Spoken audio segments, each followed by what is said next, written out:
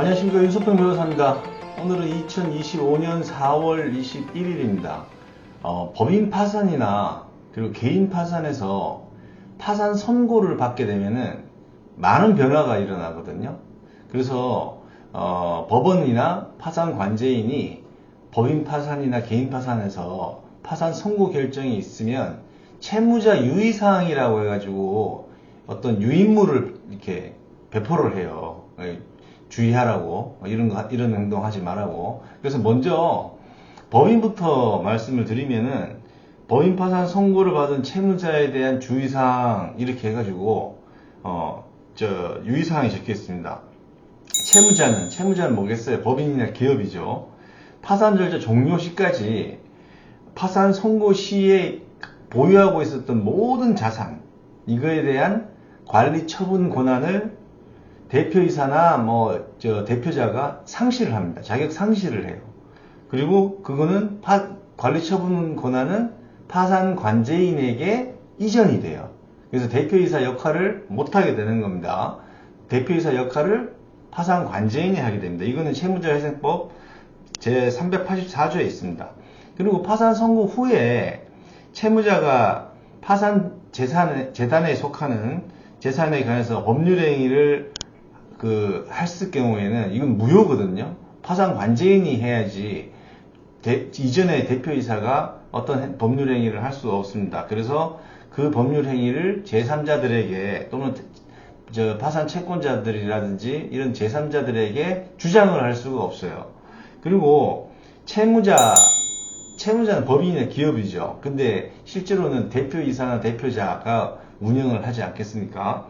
그래서 대표이사에게 부여되는 주의사항이 또 있어요. 파산 관제인이나 그 다음에 채권자 집회에 요청이 있으면 파산에 관해서 설명 의무가 있습니다. 설명을 해줘야 돼요. 이유 없이 설명을 안 하거나 허위 설명을 할 때는 형사처벌을 받게 됩니다. 채무자회생법 658조에 있습니다. 그 다음에 파산 관제인이 설명을 요구했는데 설명에 응하지 않거나 법원에 이제 신문을 하는데 신문에 소환에 불응하거나 그렇게 됐을 경우에는 구인이 될 수도 있고, 그 다음에 위반 시에는 형사처벌을 받을 수 있습니다.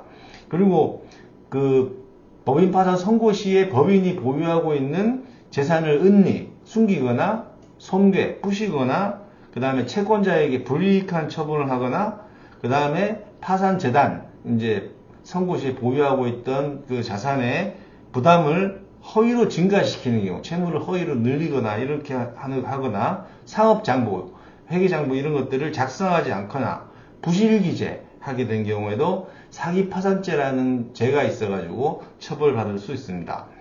그래서 법인 파산 시 대표자가 유의해야 될 사항, 원래는 이게 정식인 거죠.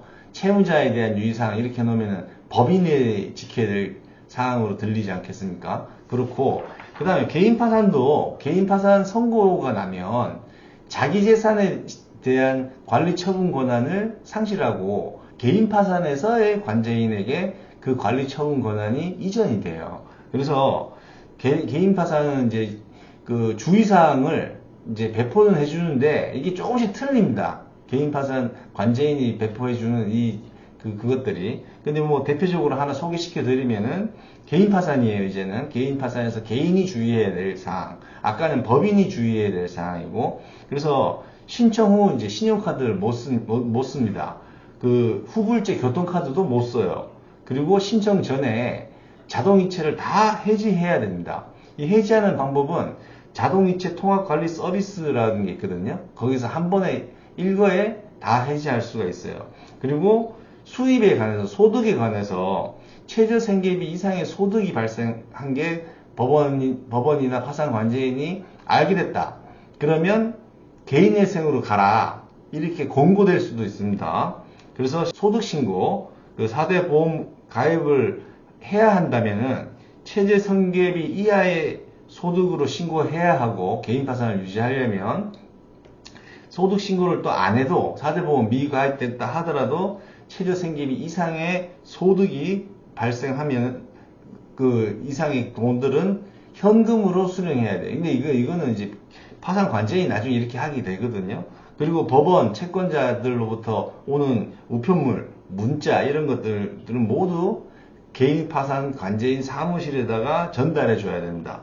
그리고 파산 선고 후에는 개인 파산을 신청한 채무자 자기 재산에 대해서 뭐 관리 처분 권한을 행사할 수 없다 했잖아요. 자기 마음대로 할 수 없다 그랬잖아요. 모든 재산에 대한 처분권 관리 권한이 파산 관제인에게 속하게 되고, 그래서 내 재산이라고 파산 선고 후에 내 재산이니까 내가 임의로 처분한다, 팔았다 이렇게 하면 안 돼요. 무효입니다. 그 다음에 파산 신청 후에 해외에 나갈 수 있어요. 해외에 나갈 수 있는데, 다만 이제 채권자 집회라든지 절차와 관련해서 법원 출석해야 되는 거, 관제인이 설명을 요구하는 거 이런 것들 때문에 출국 사실에 대해서는 추후에 사유, 그 다음에